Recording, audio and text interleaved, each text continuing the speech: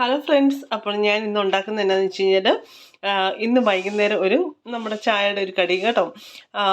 അങ്ങനെ ഞാൻ വിചാരിച്ചു ഇന്ന് നമ്മുടെ ഓണത്തിന് ശേഷമുള്ള കുറച്ച് ഇലകൾ എക്സ്ട്രാ മേടിച്ചിട്ടുണ്ടായിരുന്നു, വാഴയില. അപ്പോൾ അത് ഞാൻ മാറ്റി വെച്ചിട്ടുണ്ടായിരുന്നു കേട്ടോ. ഫ്രിഡ്ജിൽ നല്ല വായു കിടക്കാത്ത കവറിനകത്താക്കി വെച്ചിട്ടുണ്ടായിരുന്നു. അപ്പോൾ അതിനകത്ത് നമ്മുടെ ഇലയപ്പം ഉണ്ടാക്കാമെന്നാണ് വിചാരിച്ചിരിക്കുന്നത്. അപ്പോൾ അതിന് ഞാൻ നമ്മുടെ ആട്ടപ്പൊടി ആണ് എടുക്കാൻ ഉദ്ദേശിക്കുന്നത്. പിന്നെ ഇതുണ്ട്, നിങ്ങൾക്ക് കാണാൻ പറ്റും നമ്മുടെ തേങ്ങ ഓൾറെഡി ഡെസിക്കേറ്റഡ് കോക്കനട്ടും, പിന്നെ നമ്മുടെ ശർക്കര, ഒരു ശർക്കര കഷ്ണം എൻ്റെ വായി കിടപ്പുണ്ട് കേട്ടോ. അതുകൊണ്ടാണ് എനിക്ക് പറയാൻ പറ്റാത്തത്.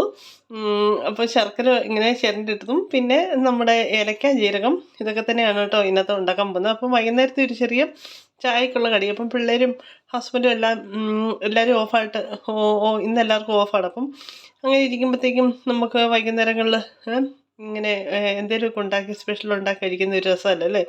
പണ്ടത്തെ നാട്ടിൻ പ്രദേശത്തെ ഒരു ഓർമ്മകളും കാര്യങ്ങളൊക്കെ ഓടി വരും.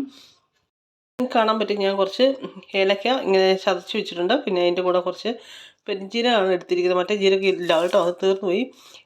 ഞാനിപ്പോൾ ഏതിട്ടാലും ഞാൻ കഴിക്കും കേട്ടോ. ഞാൻ അങ്ങനത്തെ ഒരു ടീമാണ്. പിന്നെ മോക്ക് ജീരകത്തിനോട് വലിയ താല്പര്യമൊന്നുമില്ല. സ്റ്റീവ് കഴിച്ചോളും, പിന്നെ ഹസ്ബൻഡും കഴിച്ചോളും. ഇത് നന്നായിട്ടൊന്ന് മിക്സ് ചെയ്യാം കേട്ടോ. അപ്പോൾ ഇതൊക്കെ ഉണ്ടാക്കുമ്പോണ്ടല്ലോ വൈകുന്നേരങ്ങളിൽ ഓർമ്മ, പണ്ടത്തെ ചെറുപ്പകാലത്ത് ഞാൻ എപ്പോഴും എന്തെങ്കിലുമൊക്കെ ഉണ്ടാക്കുമ്പോൾ ഇങ്ങനെയൊക്കെ എനിക്ക് ഓർമ്മകൾ വരും. അതാണ് ഞാൻ നിങ്ങളുമായിട്ട് ഷെയർ ചെയ്യുന്നത് കേട്ടോ. അപ്പോൾ ഇതൊക്കെ ഉണ്ടാക്കുമ്പോൾ ഞാൻ നേരത്തെ പറഞ്ഞ പോലെ വൈകുന്നേരങ്ങളിൽ ചെറുപ്പകാലത്തെ ഓർമ്മകളാണ് എപ്പോഴും തിരിച്ചു വരുന്നത്. ഇപ്പം നമ്മൾ നമ്മുടെ കുഞ്ഞുങ്ങൾക്ക് ഉണ്ടാക്കി കൊടുക്കുമ്പം അവർക്കാണേലും കുറേ വർഷം കഴിയുമ്പം അവർക്കും ഓർമ്മ വരും എന്ന് വിചാരിക്കുന്നു. നമുക്കുള്ള പോലെ അത്രയും എക്സ്പീരിയൻസ് അവർക്കില്ല എങ്കിലും ഇന്നത്തെ കാലത്ത്, പക്ഷെ എന്തെങ്കിലുമൊക്കെ ചെറിയ ഓർമ്മകൾ വരും അല്ലേ?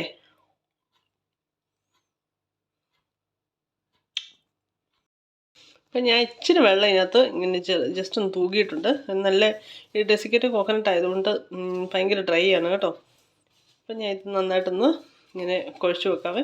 ഇതിനകത്ത് ഞാൻ അധികം ശർക്കര ആഡ് ചെയ്തിട്ടില്ല. കാരണം ഒത്തിരി ശർക്കര ആയി കഴിയുമ്പോഴത്തേക്കും നമ്മൾ ഇത് വെന്ത് വരുമ്പോഴത്തേക്കും അത് ചാറ് പോലെ എന്തോട് ഒഴുകും. അതുകൊണ്ട് അത്രയും ആഡ് ചെയ്തിട്ടില്ല കേട്ടോ. ഇത്രയും മതി. ചിലവർ ഇതിനകത്ത് ശർക്കരയൊക്കെ ഉരുക്കി ഒഴിക്കുന്നതാണ്.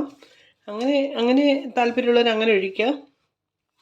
ഞാൻ പക്ഷേ ഇങ്ങനെയാണ് ഉണ്ടാക്കുന്നത് കേട്ടോ. നമ്മുടെയൊക്കെ ചെറുപ്പത്തിൽ ഇങ്ങനെയല്ലേ, ആരാ ഉരുക്കാൻ പോയത് കൊണ്ട് ആരും ഇങ്ങനെയൊന്നും ഉരുക്കിയതായിട്ടുള്ളതൊന്നും എനിക്ക് അറിവില്ല. നമ്മളിങ്ങനെ തന്നെയാണ് പണ്ടും ഇന്നും ഉണ്ടാക്കുന്നത്.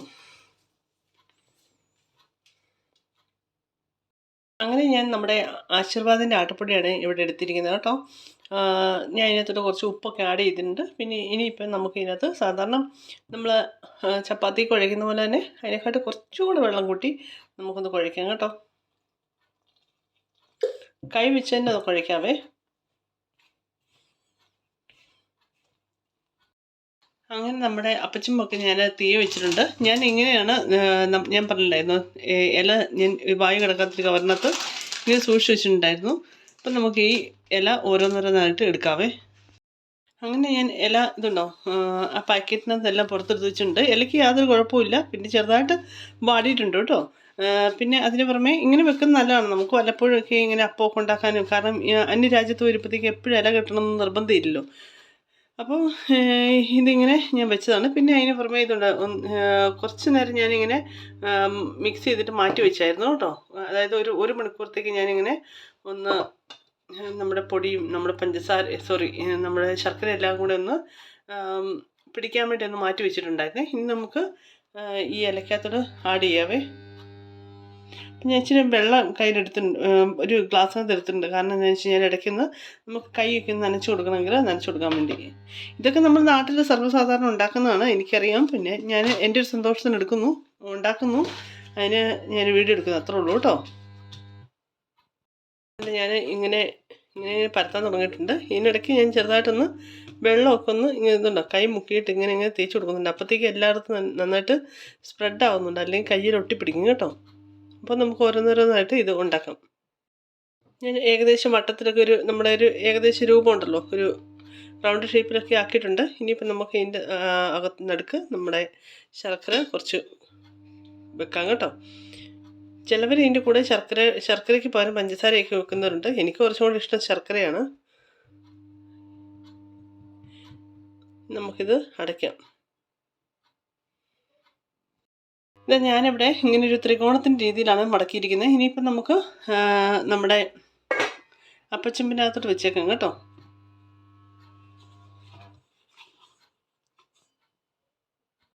വൈകുന്നേരങ്ങളിൽ ഇങ്ങനെ സ്നാക്സ്, ഇങ്ങനെ ചെറിയൊരു ചെറുകടി, ഇപ്പം രാത്രിക്കൊക്കെ ഫുഡ് ഇപ്പം ചോറായിട്ട് തന്നെ കുഴച്ചുണ്ടില്ലെങ്കിലും നമുക്കിങ്ങനെ ചെറിയ രീതിയിൽ വല്ലപ്പോഴും ഇങ്ങനെയൊക്കെ ഉണ്ടാക്കി കഴിക്കുന്നത് നല്ലതാണ് കേട്ടോ.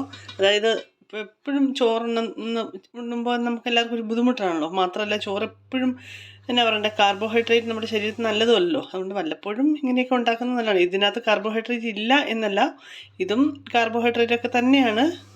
എങ്കിലും എന്നാ പറയണ്ടേ, ആ ചോറുണ്ണുമ്പോൾ ഉള്ള ആ ഒരു ഹെവി ആയിട്ടുള്ള ആ ഒരു നമുക്ക് ഉണ്ടാകുന്ന ബുദ്ധിമുട്ടുണ്ടല്ലോ കഴിച്ചു കഴിയുമ്പോൾ ഭയങ്കര ഹെവി ആയിട്ട്, അതിൽ നിന്ന് വല്ലപ്പോഴും ഒരു മോചനം, അത്രേ ഉള്ളൂ.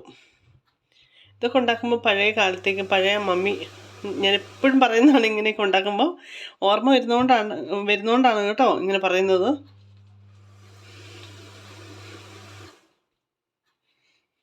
അപ്പം നമുക്കിത് നന്നായിട്ടൊന്ന് മടക്കാം.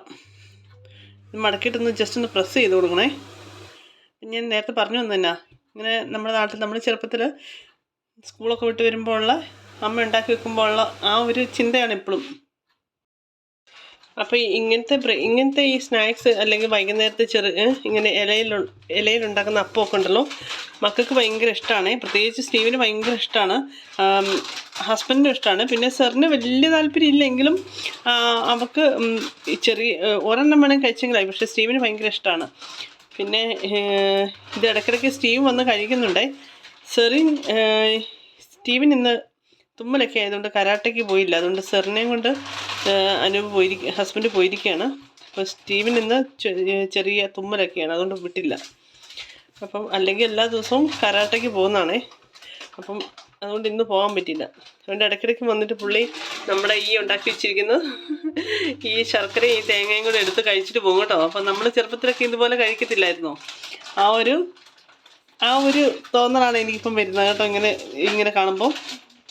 ഞാനെല്ലാം നമ്മുടെ അപ്പച്ചമ്പിനകത്ത് നിറച്ച് വെച്ചു കേട്ടോ. ഇതുണ്ട്, നിങ്ങൾക്ക് കാണാൻ പറ്റും. ഒരു 8-10 നന്നായിട്ട് നമ്മൾ പാക്ക് ചെയ്ത് വെച്ചിട്ടുണ്ട്. ഇനിയിപ്പം നമുക്ക് കുറച്ച് നേരം വെയിറ്റ് ചെയ്യാം കേട്ടോ. ഇനിയിപ്പോൾ ഇത് വെന്ത് വരുന്നിടം വരെ ഇവിടെ ഇതിനു വേണ്ടിയുള്ള ഇത് കാണാൻ വേണ്ടി, അല്ലെങ്കിൽ ഇത് കഴിക്കാൻ വേണ്ടിയുള്ള തിടുക്കത്തിലായിരിക്കും കേട്ടോ ഞങ്ങളെല്ലാവരും.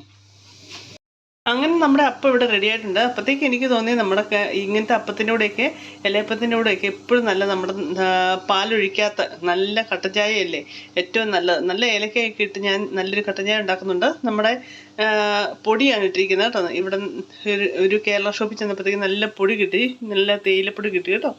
അപ്പോൾ അത് വെച്ചാണ് നമ്മുടെ കട്ടൻ ചായ ഉണ്ടാക്കുന്നത്. എനിക്കെപ്പോഴും ഇങ്ങനത്തെ കട്ടൻ ചായയാണ് ഇഷ്ടം, ഇങ്ങനത്തെ പലഹാരത്തിൻ്റെ കൂടെയൊക്കെ.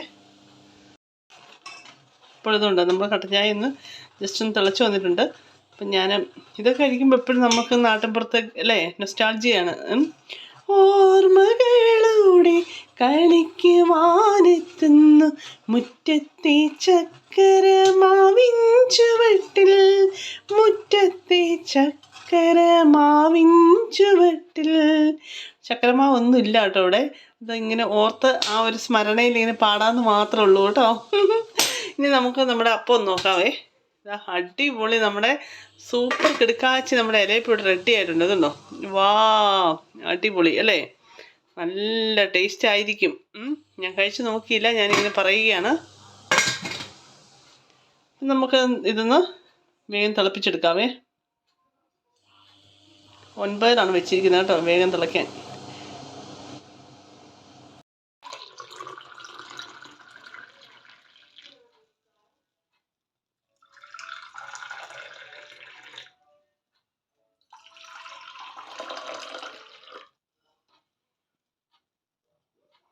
അപ്പോൾ ഞാൻ നമ്മുടെ ഗ്ലാസ്സിലൊക്കെ ഒഴിച്ചിട്ടുണ്ട് കേട്ടോ. ഇനി നമുക്ക് അപ്പം എടുക്കാവേ. നമ്മുടെ അപ്പമൊക്കെ എടുത്ത് ഞാൻ പാത്രത്തിൽ വെച്ചിട്ടുണ്ട്. നമുക്കൊന്ന് തുറന്ന് നോക്കാം കേട്ടോ. ഇത് നല്ല അപ്പം കേട്ടോ, നല്ല, ഞാൻ ഉണ്ടാക്കിയോണ്ട് പറയുന്നതല്ല, നല്ല മണമൊക്കെ വരുന്നുണ്ട് കേട്ടോ. ഇനിയിപ്പം ഒന്ന് കഴിച്ച് നോക്കട്ടെ. ഉണ്ടോ, ഇത് ശരിക്കും ആയിട്ടുണ്ട് കേട്ടോ. കുറേ നേരം ഞാൻ നമ്മുടെ അടുപ്പിൽ വെച്ചായിരുന്നു.